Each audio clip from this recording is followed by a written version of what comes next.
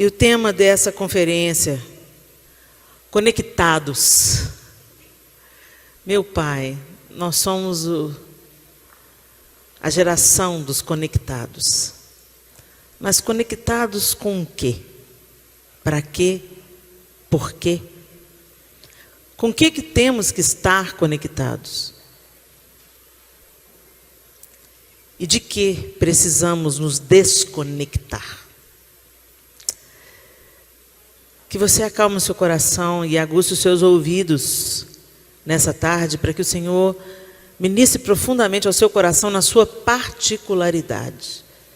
Nós somos mulheres tão diferentes, mas também tão iguais. Vivemos tantas situações e desafios pessoais, todas nós. E cada uma aqui está numa fase da vida. E Deus quer tratar conosco na nossa individualidade. Então apresenta diante do Senhor agora a sua necessidade. Aquilo que você está buscando. E abre o seu coração e fala: Senhor, eu quero que o Senhor fale comigo de uma maneira pessoal.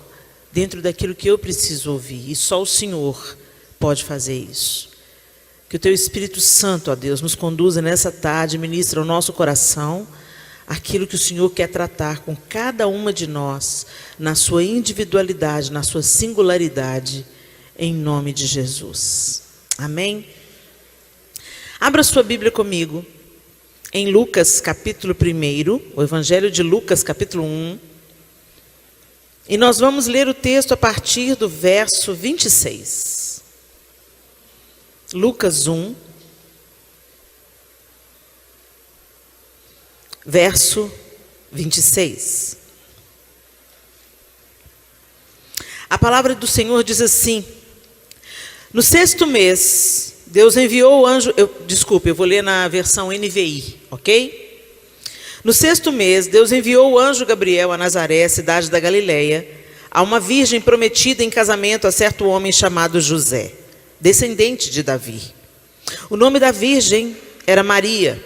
O anjo, aproximando-se dela, disse: alegre-se, agraciada, o Senhor está com você. Maria ficou perturbada com essas palavras, pensando no que poderia significar essa saudação. Mas o anjo lhe disse: não tenha medo, Maria. Você foi agraciada por Deus. Você ficará grávida e dará à luz um filho, e lhe porá o nome de Jesus. Ele será grande e será chamado Filho do Altíssimo. O Senhor Deus lhe dará o trono de seu pai Davi, e ele reinará para sempre sobre o povo de Jacó, e seu reino jamais terá fim. Perguntou Maria ao anjo: como acontecerá isso, se sou virgem? O anjo respondeu: o Espírito Santo virá sobre você, e o poder do Altíssimo a cobrirá com a sua sombra. Assim, aquele que há de nascer será chamado Santo, Filho de Deus. Também Isabel, sua parenta, terá um filho na velhice. Aquela que diziam ser estéril já está em seu 6º mês de gestação, pois nada é impossível para Deus. Respondeu Maria: sou serva do Senhor, que aconteça comigo conforme a tua palavra. Então o anjo a deixou. Verso 39. Naqueles dias Maria preparou-se e foi depressa para uma cidade da região montanhosa da Judeia, onde entrou na casa de Zacarias e saudou Isabel. Quando Isabel ouviu a saudação de Maria, o bebê agitou-se em seu ventre, e Isabel ficou cheia do Espírito Santo. Em alta voz exclamou: bendita é você entre as mulheres, e bendito é o filho que você dará à luz. Mas porque sou tão agraciada ao ponto de me visitar a mãe do meu Senhor, logo que a sua saudação chegou aos meus ouvidos, o bebê que está em meu ventre agitou-se de alegria. Feliz é aquela que creu que se cumprirá aquilo que o Senhor lhe disse. E aí, a partir do verso 46, Maria proclama o seu cântico, o cântico de Maria, que é uma coisa tão linda. E no verso 56, encerra o cântico dizendo: Maria ficou com Isabel cerca de 3 meses e depois voltou para casa. Muito bem. A gente costuma, às vezes, ler o texto bíblico de uma maneira superficial, enxergando apenas o relato dessa situação. Mas eu queria que vocês enxergasse nessa tarde o algo além que não está nesse texto, mas que era uma peculiaridade daquela situação, daquele momento. Maria, segundo os estudiosos, era uma adolescente. Ela tinha entre 15 e 17, 18 anos no máximo. E ela estava prometida para José como esposa. Então ela estava noiva de José, esperando o momento certo para ser desposada por ele. E nesse intervalo, enquanto ela está esperando o casamento, o anjo aparece para Maria e diz que ela vai ter um filho. E ela fala para ele: mas como que eu vou ter um filho, sendo que eu nunca me deitei com homem nenhum, eu sou virgem? E o anjo fala: não tenha medo. Por que será que o anjo falou com ela: não tenha medo? Gente, segundo as leis do judaísmo, já que ela estava prometida a José, e não foi ele que tinha se deitado com ela, ele poderia denunciá-la, e ela poderia ser morta por apedrejamento. Então a situação aqui é muito mais complicada. A gente sempre passa pelo relato como se aquilo tivesse sido uma coisa incomum, uma virgem ficar grávida, mas a gente não imagina as implicações que aquilo teria. A gente não imagina a bomba que estava caindo na cabeça daquela jovenzinha. Olha, você está grávida. E aí eu queria que você se lembrasse de você aos 17 anos. Você se lembra de você aos 17 anos? É claro que o nível de maturidade de nós mulheres aos 17 anos, ele é diferenciado de acordo com a realidade que você vive. Às vezes, se você vive dentro de um contexto de muito esforço, de muito trabalho, de muito sofrimento, isso te amadurece na marra, né? Mas mesmo assim, mesmo uma menina madura nos seus 17 anos, ela não tem a cabeça de uma mulher de 40, de uma mulher de 30. Não mesmo, passa nem perto. Porque tem certas coisas que são os anos que nos dão. Alguma vantagem, né, gente? Pelo amor de Deus. Os anos não apenas arrancam de nós, eles também dão coisas boas para a gente, graças a Deus. E experiência você adquire vivendo. Então, aquela menina não tinha essa experiência. E de repente o anjo entrega essa bandeja para ela: olha, você vai ser mãe. Ser mãe, a notícia de que você vai ser mãe já é um negócio que estremece a gente. Quando dá o positivo, a gente pensa: meu Deus. Mesmo que a gente esteja querendo aquele bebê, a gente pensa: meu pai, como é que vai ser agora? Será que eu vou dar conta? Será que eu vou amar o suficiente? Será que vai doer o parto? 1000 coisas passam pela nossa cabeça, não é? Não foi diferente para Maria. Ela era uma mulher como nós somos mulheres. Então, com certeza, sensações que nós experimentamos ao gerar o primeiro filho, e se você é solteiro e ainda não vivenciou essa realidade, já vai pegando a dica. É normal a gente se sentir insegura, é normal a gente se encher de questionamentos, é normal a gente esquecer que está grávida nos primeiros 3 meses, depois lembrar: meu Deus, meu corpo está mudando. É um emaranhado de sensações. Essa é a palavra, é um emaranhado de sensações. Mas para Maria, tinha um desafio a mais. Ela era solteira, ela estava noiva, ela não se deitou com esse noivo. Como é que ela ia explicar isso para o noivo dela? Como é que ela ia explicar isso para os pais dela? A Bíblia não diz como é que os pais de Maria reagiram. Mas quem teve a visão do anjo foi Maria. Mas você imagina contar isso para minha mãe: estou grávida. Você deitou com José? Não, não deitei com José. Meu Deus, minha filha é adúltera. Não, foi o anjo do Senhor. Ah, menina, pelo amor de Deus, o anjo do Senhor. Vocês conseguem entender os desdobramentos dessa história? Mas o que eu acho bonito e o que eu queria destacar nesse dia para vocês é que o anjo já começa dizendo, né? Não tenha medo, Maria. Você foi agraciada por Deus. E ele termina dizendo, aí ele fala tudo que vai acontecer. Ela faz uma pergunta: como é que vai acontecer? Ele fala: o Espírito Santo descerá sobre você. E ele termina falando assim, lá no verso 36. Também Isabel, sua parenta, terá um filho na velhice. Aquele que diziam ser estéril, Aquela que diziam ser estéril já está em seu 6º mês de gestação, pois nada é impossível para Deus. Presta atenção. O anjo joga uma bomba no colo de Maria. Ele dá para ela uma notícia maravilhosa e aterrorizante ao mesmo tempo. Ele fala: você vai ficar grávida, você vai ter um filho, e ele será chamado Filho do Altíssimo. Deus vai cuidar de todas as coisas. Fica muita calma nessa hora. Mas impossível, mesmo quando Deus fala para a gente: vai ficar tudo bem. Meu Deus, a gente tem que pedir: Senhor, fortalece a minha fé. Porque quando a gente olha as circunstâncias, pensa em Pedro. Ele falou assim: não, eu vou para fora do barco. A gente critica Pedro, mas ele foi o único que falou: eu vou. Nenhum dos outros falou: eu vou. Só que quando ele olhou para a força da água, ele desfaleceu. E assim, Pedro, gente, é a personificação de quem nós somos. A gente é aquilo ali, a gente é Pedro. Como Deus conta tantas nuances de Pedro, como nós somos semelhantes a Pedro nas nossas emoções humanas. Então é claro que Maria, sendo uma menina de Deus, dedicada a Deus, e que mulher extraordinária que ela deve ter sido, que menina era aquela que Deus, olhando por toda a terra, escolheu Maria para abrigar, cuidar, amamentar e educar o seu filho. Que coisa linda essa mulher. Crente que fica falando de Maria aí, mal de Maria, não sabe de nada. A gente tem que combater a idolatria. Quando a gente dá banho numa criança suja, a gente não joga a criança fora junto com a água. Entendeu a metáfora, né?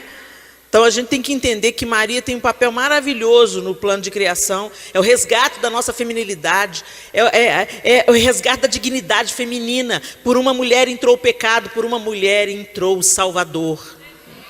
Não, ela não é para ser adorada, não, ela não é mediadora entre Deus e os homens. Esse é só Jesus que é, Ele é o caminho, a verdade e a vida, né? Mas Maria, ela tem um papel fundamental e maravilhoso no plano da criação, onde nós como mulheres fomos recolocadas num lugar de dignidade diante de Deus. E essa menina teve uma coragem de um leão. E no final, o anjo fala com ela assim: Isabel, sua prima, sua parenta, idosa. Isabel era o contrário de Maria. Isabel já era avançada em dias. Isabel não era uma mulher experiente, era uma mulher vivida. E ficou grávida quando todo mundo falava: como assim? O mesmo choque que Maria provocaria aparecendo grávida, Isabel deve ter provocado aparecendo grávida. Como assim? Então quer dizer que Zacarias ainda dá no couro, hein? Imagina os comentários das fofoqueiras, né? Nossa, Isabel, que vergonha. As invejosas, porque sempre tem as invejosas. Nossa, que vergonha, uma mulher dessa idade grávida. Sinal que ela e Zacarias... Mas a dica do anjo é: sua parenta, Isabel, está grávida. E o que Maria fez? Maria foi se conectar com uma mulher que poderia aliviar a aflição daquele coração inexperiente. O anjo não tirou essa informação do nada, gente. O anjo apontou para Maria um caminho. Eu sei que você está aflita, eu sei que você está apavorada, eu sei que você está insegura, eu sei que a sua mente vai ser bombardeada de dúvidas. Você vai pensar: será que eu tive uma alucinação? Será que eu estou ficando doida? Como é que eu vou lidar com isso? Eu estou correndo o risco de ser apedrejada. Mas a sua prima também está grávida. E aí, o verso 39 diz assim: naqueles dias, Maria preparou-se e foi depressa para uma cidade da região montanhosa da Judeia, onde entrou na casa de Zacarias e saudou Isabel. Gente, que coisa linda. E Isabel, quando vê Maria, o bebê mexe no ventre de Isabel, e Isabel, antes de Maria abrir a boca, Isabel derrama refrigério sobre ela. Bendita é você entre as mulheres, e bendito é o fruto, é o filho que você dará à luz. Eu fico imaginando que só com essa frase Maria já desmontou, já foi batizada com o Espírito Santo. Só essa frase já trouxe alívio. Uau. Eu não estou doida. Eu não falei nada com ela. Minha barriga não está aparecendo, mas ela sabe. É sobrenatural. Não, eu não tive uma alucinação. Eu não comi uma planta errada. Não, eu estou grávida mesmo. Foi o anjo mesmo que me apareceu. Porque Deus está falando na boca da minha prima. E olha a barriga dela de 6 meses. Maria não estava só recebendo refrigério e encorajamento de uma profeta do Senhor. Isabel foi uma profeta do Senhor. Ela falou: bendito é o fruto do seu ventre. Maria não falou que estava grávida. Porque quando eu te vi, o filho que estava dentro de mim, o filho que está dentro de mim, se agitou. Você não só está grávida, você está grávida do meu Senhor. Quer dizer, tudo que o anjo tinha falado para Maria, confirmou na boca de Isabel. E quando o profeta fala, confirmando, gente, toda circunstância pode estar contrária. Deus falou, não sei como é que ele vai fazer, mas ele vai fazer. Não é assim? Não é assim que a gente se sente? A gente se sente segura, sabe? Porque tem aquelas profecias, gente, eu creio na palavra profética, mas tem aquela profecia que, eis que te digo, filha, você é muito amada. Ok, né? Nós somos filhos amados, e não precisa nem do profeta para dizer isso, a palavra de Deus diz isso. A palavra profética escrita diz isso. Mas quando chega um profeta de Deus e fala assim, naquele dia que você estava orando de joelho no seu quarto, e você falou isso, isso, isso e isso, e você olhou para aquela roupa e falou isso assim, assim, assim, eu escutei, aí você já começa a chorar, a rolar, a babar, é ou não é? Porque você sabe que não tem condição daquela revelação ter sido dada para aquela pessoa, senão de uma maneira sobrenatural. E é isso que estava acontecendo aqui.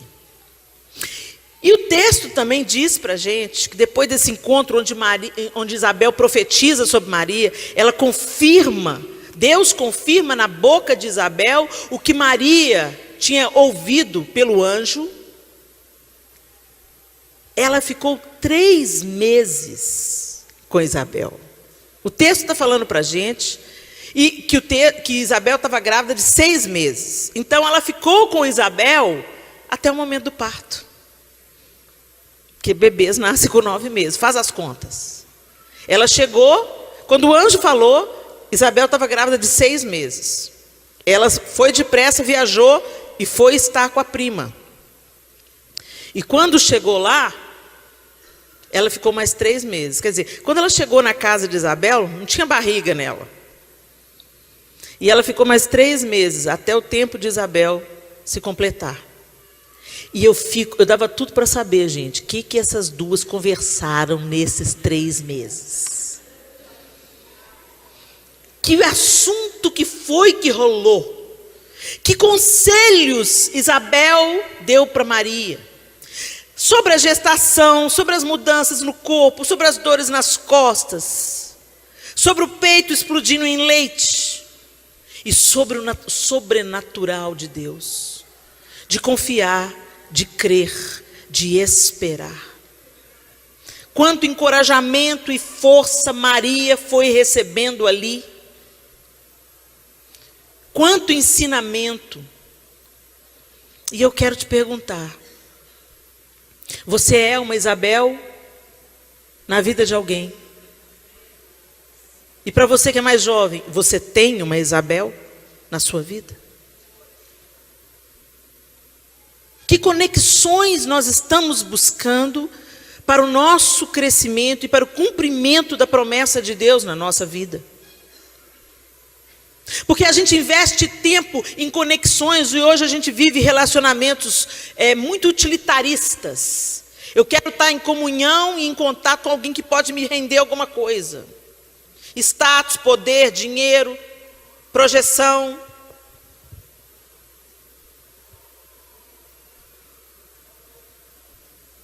Com quem nós estamos nos conectando? As pessoas com as quais você está conectada, mulher, elas estão te levando para um bom caminho em Deus? Elas estão fortalecendo a palavra de Deus em você? Eu fico muito triste quando eu vejo uma mulher mais velha, sem sabedoria. É muito triste. Eu tenho pedido a Deus todos os dias: Senhor, me dá sabedoria. Me dê sabedoria, eu preciso de sabedoria. A palavra de Deus diz que a gente, é só pedir que Ele dá. Mas a gente precisa pedir. E eu comecei a esbarrar às vezes com a minha falta de sabedoria. Em alguns assuntos a gente tem hora que age como criança, imatura. Às vezes a gente é muito reativo e a gente está vivendo mergulhado num mundo muito reativo. Todo mundo tem uma opinião para dar, todo mundo tem uma má resposta para dar, todo mundo quer ter a última palavra, todo mundo se acha no direito de entrar lá na rede social do outro e agredir o outro de acordo com aquilo que bem lhe parecer. Uma demonstração explícita de que nós não temos sabedoria nenhuma. Agora, o mais triste é ver, quando eu vejo uma menina de 18, 17, 19 anos falando uma besteira, eu relevo, penso, está aprendendo. Mas quando eu vejo uma mulher de 50, reagindo agressivamente ou imaturamente, eu penso: Deus, ajuda a gente. E muitas vezes eu me surpreendo tendo uma reação imatura e eu falo: Senhor, eu preciso que o Senhor me ajude e me dê sabedoria. E quando eu me percebo assim, então eu procuro pessoas para me conectar a elas que podem me ensinar alguma coisa. A pastora Cimeia Meldron está aqui. Fique em pé, pastora Cimeia. À noite eu vou apresentar a vocês de uma maneira mais digna. Pastora Cimeia Meldron, pode sentar, pastora.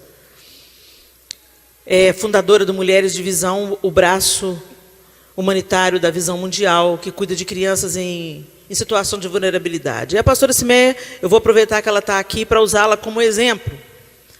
Como ouvir a pastora Cimeia me ensina, como me inspira, como me desperta. Ela não é tão mais velha do que eu assim, ela é só 10 anos mais velha do que eu, mas como eu aprendo com ela. Outra pessoa que Deus colocou na minha vida foi Edmeia Williams, uma mulher que eu admiro profundamente, uma mestra na palavra. Uma senhora de 70 anos, mas que tem um fundamento, uma vida com Deus. Então eu colo nessas mulheres. Por quê? Porque elas têm uma sabedoria que eu não tenho, mas eu quero chegar lá. Eu quero aprender com elas, com a vivência delas, com as experiências delas, com a maneira como elas enxergam a vida, o chamado, o propósito, o evangelho. E isso está mudando o meu coração. E você? Eu tenho procurado ser uma boa influência para as moças mais jovens do que eu. Então, aquilo que eu já percorri, aquilo que eu já aprendi. Recentemente eu estava falando com uma ministra, uma menina que eu respeito ela muito. Deus vai usar essa menina e vai levantar essa menina nessa nação de uma maneira sobrenatural, eu creio nisso. Que é a Rebecca Howard, a Rebecca Guerra, filha do Laudjair, né? Neta do Dejair Guerra. Ela é uma menina que flui na palavra com uma autoridade, que é uma coisa linda de se ver. E ela vai pregar numa conferência que eu vou fazer em Campinas.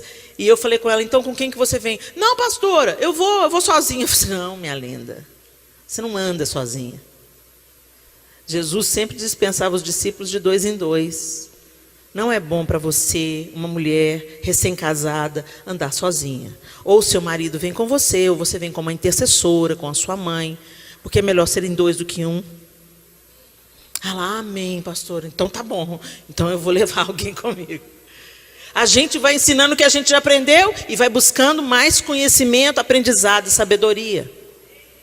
Agora, o que não falta hoje são as más conexões. Aquela que fala assim: chuta esse balde, menina. Chuta esse casamento, acaba logo com esse casamento. A fila anda. Você não é palhaça, não. Você não tem sangue de barata, não. Pede esse divórcio logo. Larga essa pessoa para lá. Desiste disso. Vai ter filho para quê? Filho só dá problema. E a gente começa a ouvir maus conselhos. Conselhos que são totalmente contrários do que a palavra de Deus diz.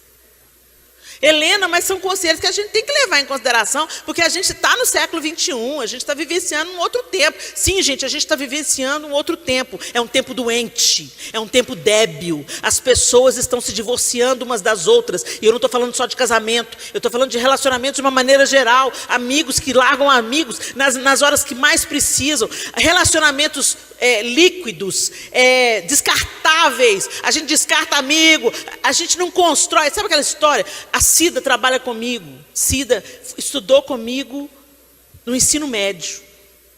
A gente fez o primeiro, o segundo e o terceiro ano juntas. Eu conheci a Cida antes de eu conhecer o João.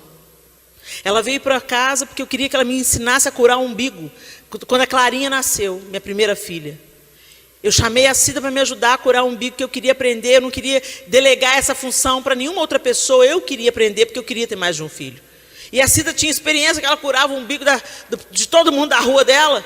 Apesar dela ter a mesma idade que eu, ela veio me ajudar com a Clara. E nunca mais foi embora. Está lá em casa até hoje.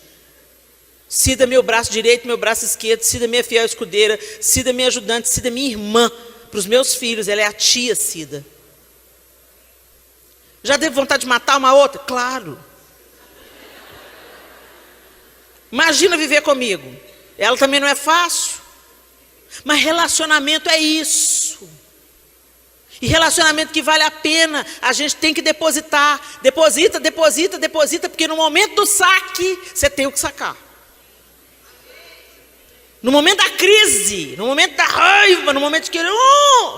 Você tem onde sacar. Não, mas peraí, já fez isso, já andou segunda milha comigo, já atravessou doença de menino comigo, já me ajudou a cuidar de menino febril. Não, isso aí é pequeno, perto disso. Mas hoje as pessoas perderam esse negócio, essa conexão. A gente não quer ter trabalho, hoje a gente é muito virtual, hoje a gente até adora os relacionamentos virtuais, porque se alguém te encher a paciência, bloqueia. Para caminhar com você, para comungar dos seus problemas com você, para te aconselhar. Você mira numa pessoa que tem a vida, que flui Deus da vida dela. Para te dar conselho, para te instruir, para te corrigir, para te alertar, para te exortar, para te abraçar, te aconselhar. Ou simplesmente ouvir. Procure uma Isabel. E nesse processo onde todas nós estamos, peça para Deus para se tornar uma Isabel. Eu tenho pedido para Deus, Deus, eu quero ser uma Maria, ainda com os meus 50 anos, eu quero ter o meu ouvido sempre aberto para ouvir o conselho de quem já viveu mais do que eu, de quem sabe mais do que eu, de quem já percorreu um caminho que eu ainda não percorri. Ai de mim, porque eu vou morrer sem aprender um tanto de coisa. Gente, isso não tem nada a ver com o saber intelectual, não. Porque outro dia eu fui levar um cinto para um sapateiro furar para mim. E quando eu parei lá no comércio do seu Joel, o sapateiro do meu bairro, como ele derramou sabedoria sobre a minha vida. Como Deus falou na boca daquele sapateiro. E como eu saí cheia do Espírito Santo da venda do sapateiro, que foi só furar um cinto. Enquanto ele furava o cinto, Deus ia furando meu coração. E semeando verdades tão profundas através da boca do sapateiro. Um tempo depois, o João Lúcio, meu marido, voltou lá para levar um sapato meu para consertar. Chegou lá, o João Lúcio conta. Aí eu cheguei em casa, transbordante, contei para o João Lúcio tudo que eu ouvi da boca do seu Joel, como Deus falou comigo. E eu falei, seu Joel é fera, João Lúcio. Que fonte a jorrar é aquela de dentro do seu Joel. E foi lindo. Passou um tempo, o João Lúcio voltou lá. E aí o João Lúcio falou, quando chegou lá, tinha um rapaz encostado na parede, entre o balcão. Então o balcão estava aqui, o rapaz aqui, o João do lado do cliente, o seu Joel do lado do atendente. A sapataria dele, ele trabalha sozinho.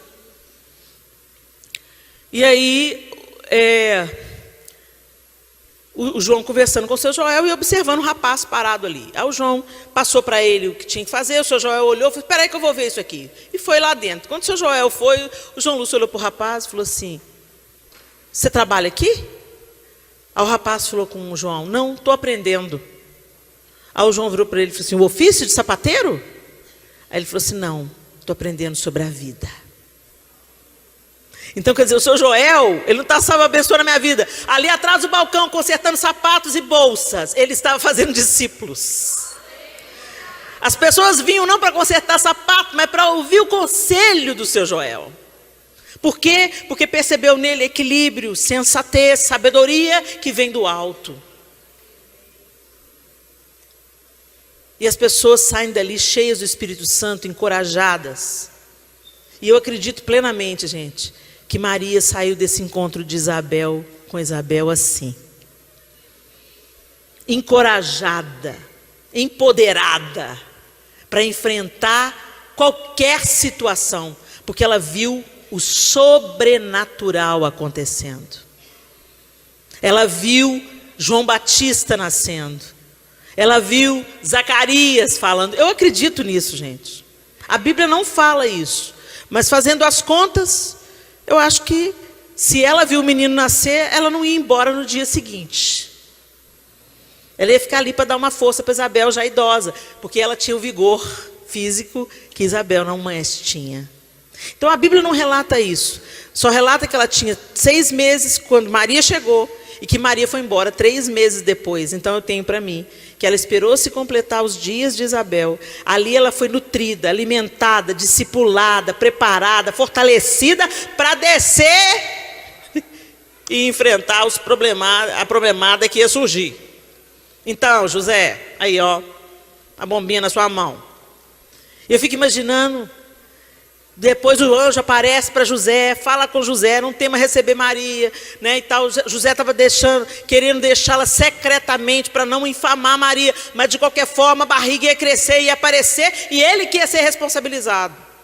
Ou ia começar os bochichos, mas não significa que por José ter aceitado Maria por esposa, que os bochichos não aconteceram.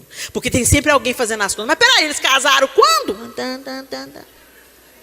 Sempre tem alguém fazendo as contas. E passa para frente. Mas como assim? Eles casaram em fevereiro? O menino nasceu já em agosto? Que gravidez precoce!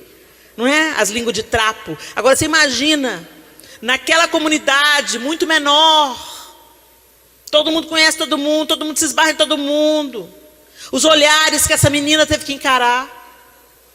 As gracinhas, as indiretas, a dor que entrou no coração dela pela incompreensão. Porque, gente, uma coisa que a gente odeia, não sei se você já passou por essa experiência, de ser acusado, de ser alguém que você não é, ou de ter feito alguma coisa que você não fez. É terrível.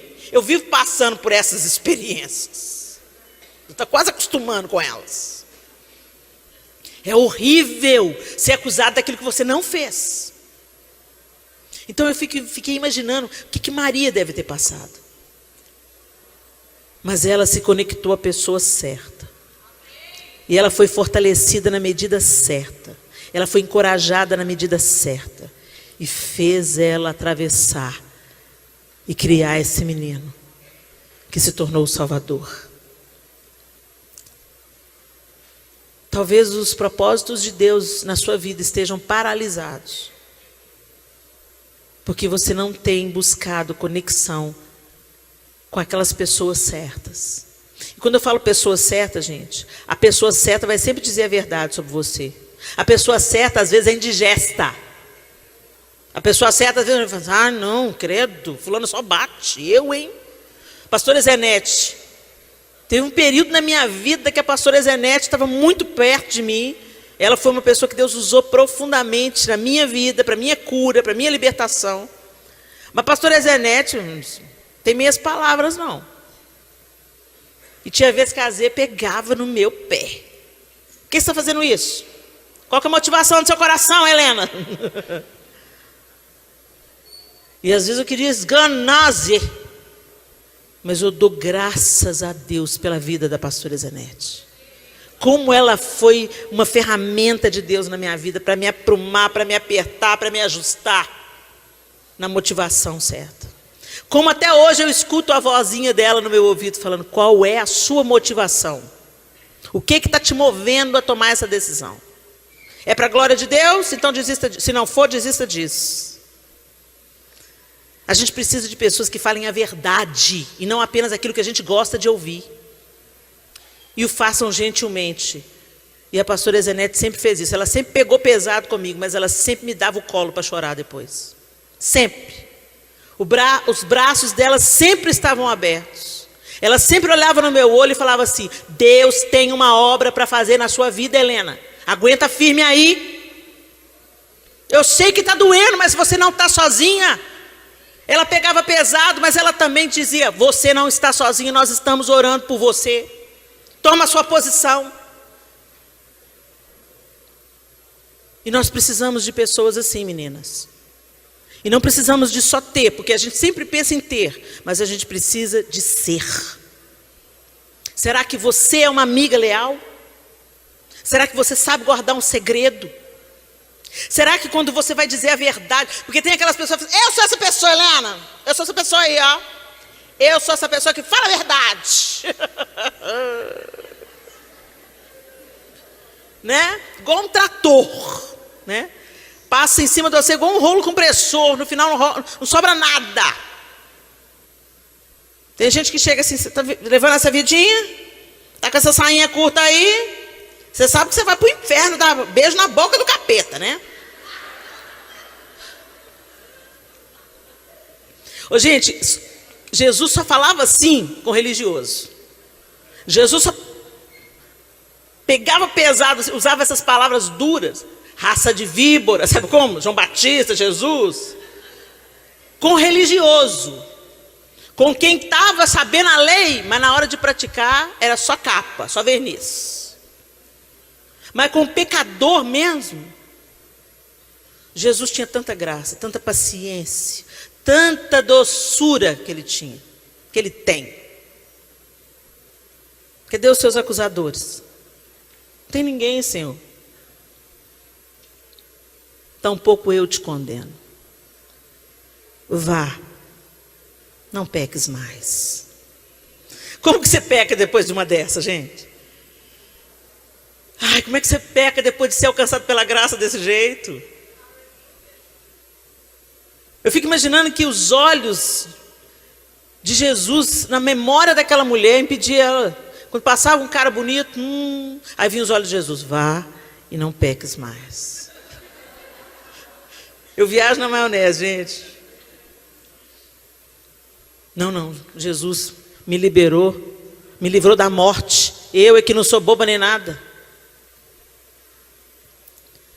Fale a verdade, sim. Mas antes de falar a verdade, viva a verdade. Viva a verdade primeiro. Seja a pessoa certa na hora certa. Seja o abrigo, seja o consolo. Seja o porto seguro. Quando alguém estiver desesperado, que você seja... Nossa, fulana, deixa eu ligar para fulana. Ela vai saber o que me dizer. Tem gente que... Helena só queria um abraço nesse dia. Tem gente que se tivesse sido abraçado, se tivesse sido ouvido, não teria subido e se atirado do prédio. Seja Isabel. E seja Maria. Busque o ensino, busque sabedoria. E também seja uma fonte a jorrar de ensino e sabedoria. Conecte-se com o que é eterno e com o que gera vida. Feche os seus olhos.